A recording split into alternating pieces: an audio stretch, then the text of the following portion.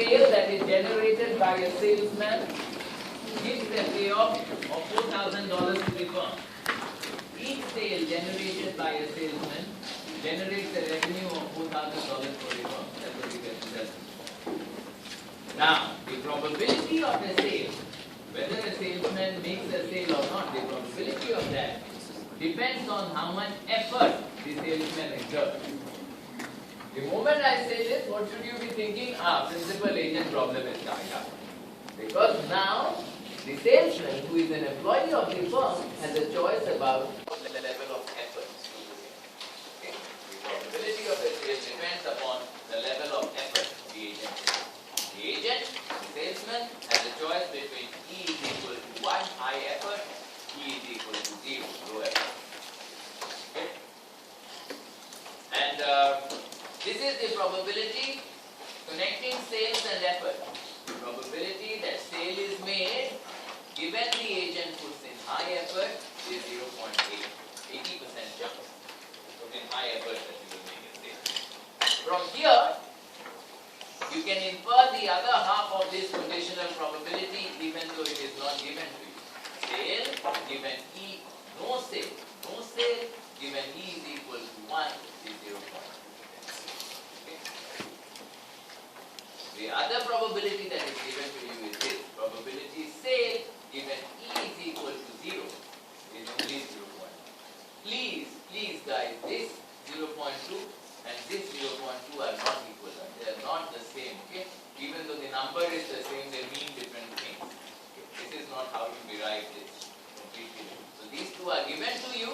You can get the reverse conditional probability. No sale given E is equal to 0, 0.8. Now, what have I just described to you? I have described to you a situation where there is a what kind of a relationship between effort and output? Stochastic relationship. You remember, principal agent problems, there are two different frameworks for handling them.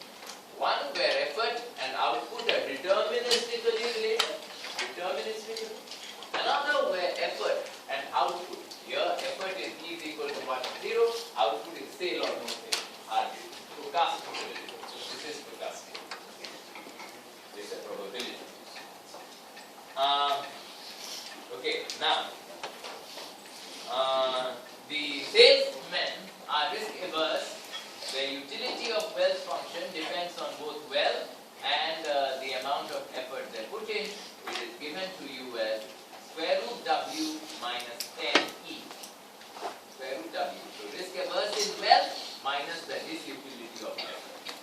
You can see that there is constant marginal disutility. 10. Salesmen also have a reservation utility. This is given to you.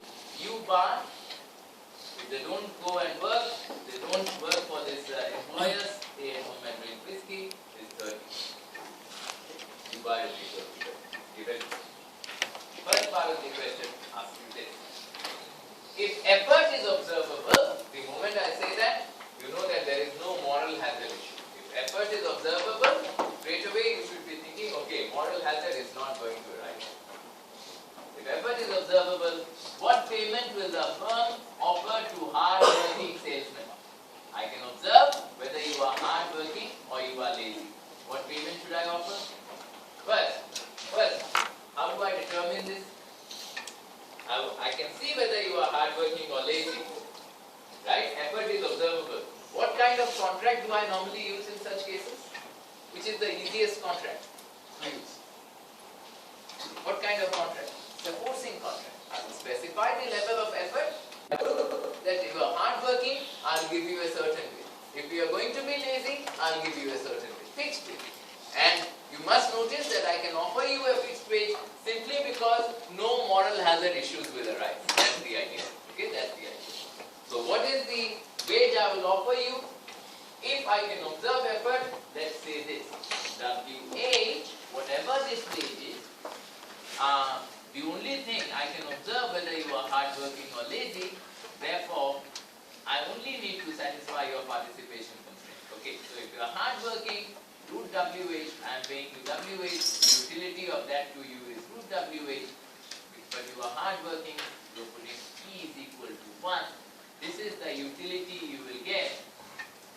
from my offering you this wage, that must be greater than or equal to whatever utility you will get by staying at home. Please understand the concept behind this. I don't have to bother about incentive compatibility. Why? I can observe how much effort you have. If you're hardworking, I'll pay you. So from here you can solve. U bar is 30, 40, WH is greater than or equal to 1600. Of course, I can pay you more than 1600, but why should I? Equal to is good enough. Equal to. That is what maximizes my cost. So a hardworking employee, I'll pay you WH. Guys, in terms of a forcing contract, I will offer this contract if I want hardworking people. I will say, I will offer you 1600 and I specify the level of effort. E is equal to 1. Or I'll give you 0. Any other value, if you put E is equal to 0, I'll give you. Forcing contract. Put in high effort, I'll give you. Okay. No moral hazard, I can ensure that you put in 0. Now for a lazy guy, let's say I'll pay him WL, W lazy. How much do I need to pay you? Such that the utility you receive from this fixed pay is greater than or equal to your reservation utility. Whether you are hardworking or lazy, you have the same reservation.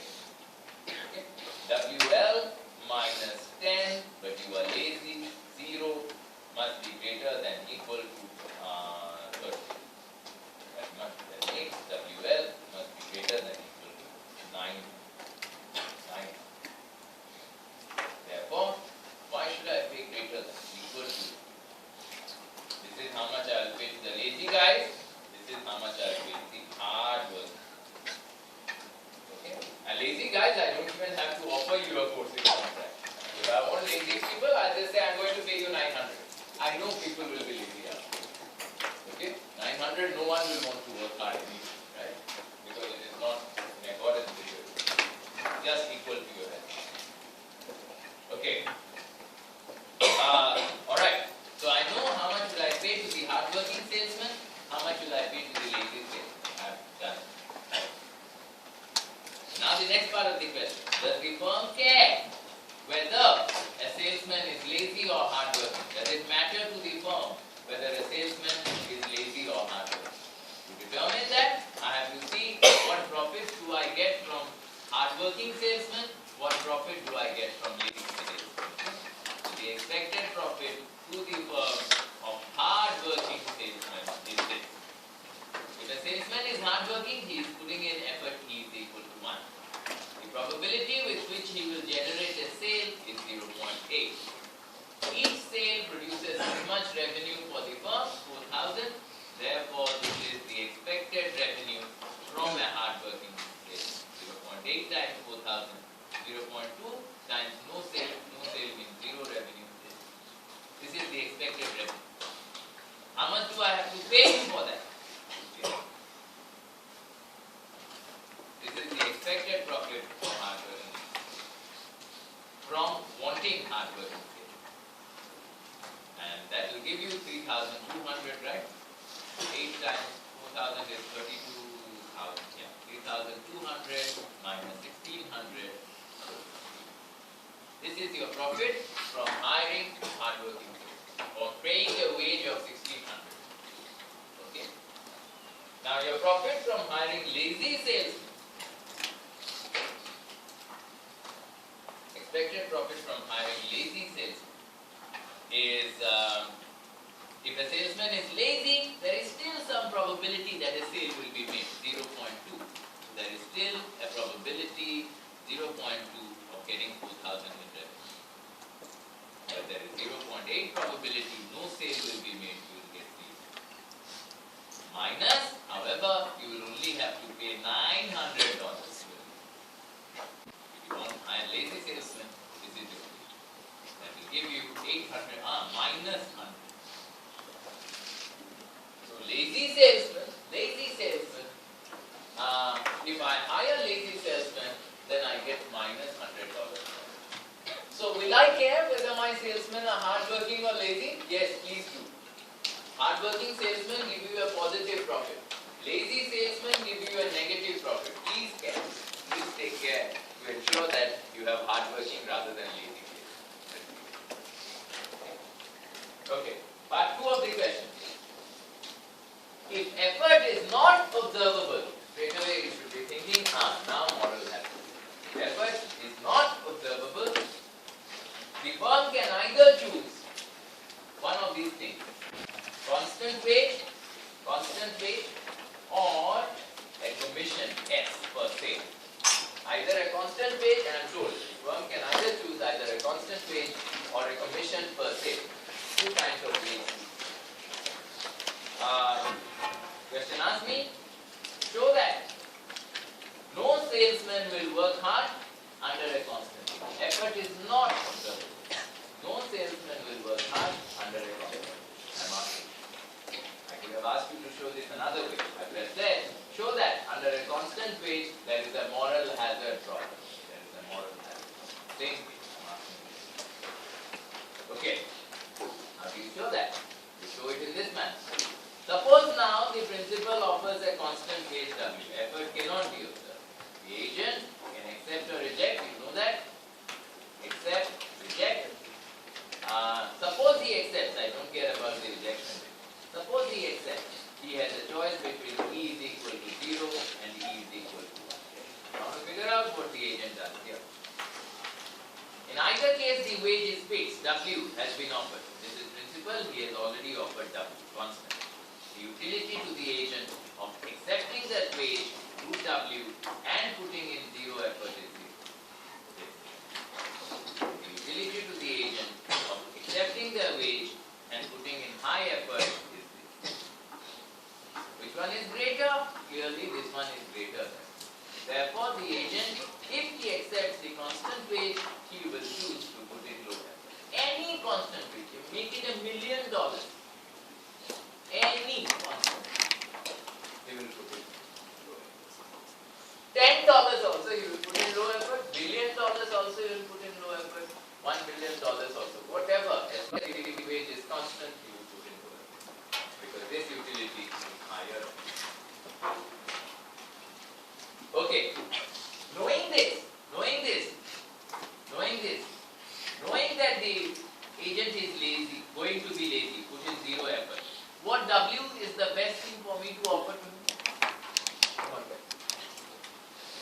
I found this out from the last part. How much wage do I need to pay to hire a lazy salesman?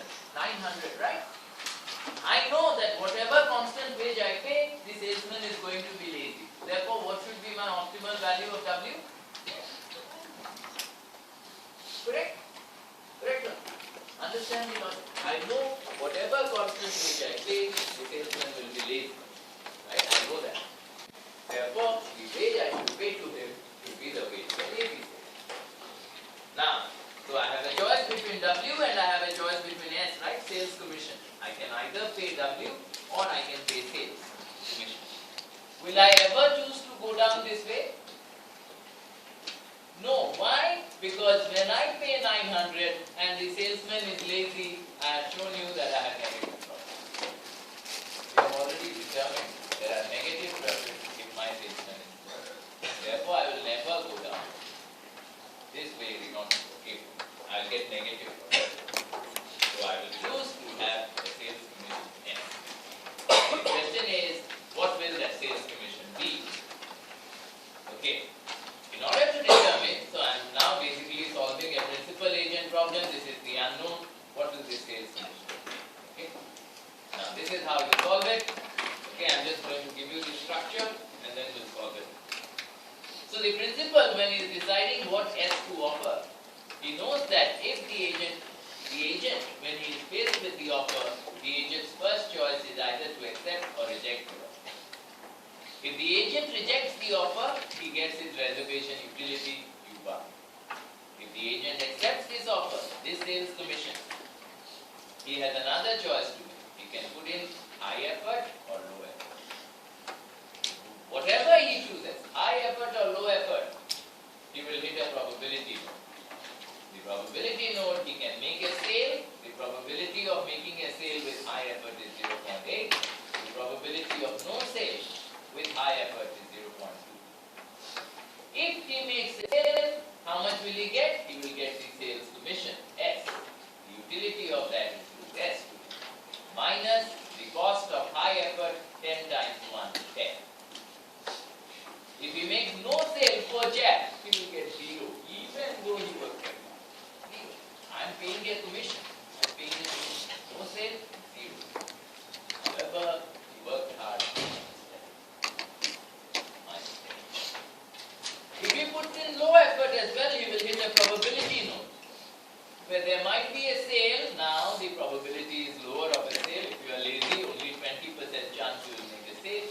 But in that case also, you will get the sales commission. The utility of that to him is this, minus 0. No effort. But it's highly likely that there will be no sale, in which case you will get 0. His cost of effort is 0. So, the principal asks himself, the employer asks himself, how should I design this? I don't want agents to be lazy, we have already figured that out. How do I design this commission so that the agent chooses this over this? He chooses to be hardworking over this. And there is only one way to get the agent to choose this over this. That is to make sure that the expected utility at this probability node is greater than the expected utility. Only one. Let me write that down. The expected utility of E is equal to 1 must be greater than the expected utility of E. This condition is called the incentive compatibility constraint. The decision problem from here to here, from the point of view of the agent, is the incentive. Now, what is the expected utility of E is equal to 1? Very simple. 0.8 times root S minus 10 plus 0.2 times minus 10. This is the utility here, expected utility at this probability node. This times this. That must be greater than the expected utility at this probability. 0.2 S plus 0.8 times 0.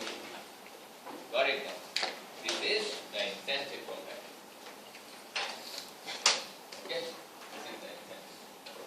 Say I haven't solved this, you can solve it on your own, but I am going to make up some numbers. Say S is greater than equal to 10. And I solved it and I found this. This is not accurate, I don't know what S is equal to. I am just giving you an idea. Suppose I solved this and I found S is greater than 10. Made up number, fictitious number. Okay, now I know what condition I must satisfy to get the agent to put in high effort. Now, so I know that if the agent, now once I have satisfied this condition, what have I figured out? If the agent accepts my offer, he will put in high effort. That's what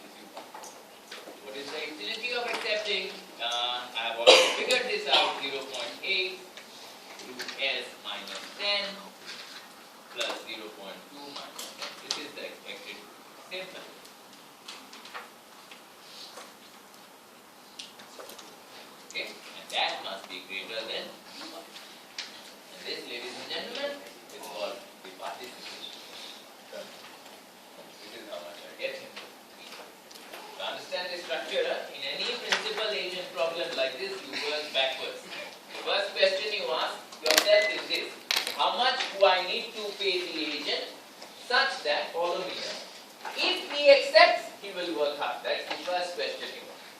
If he accepts, he will work hard.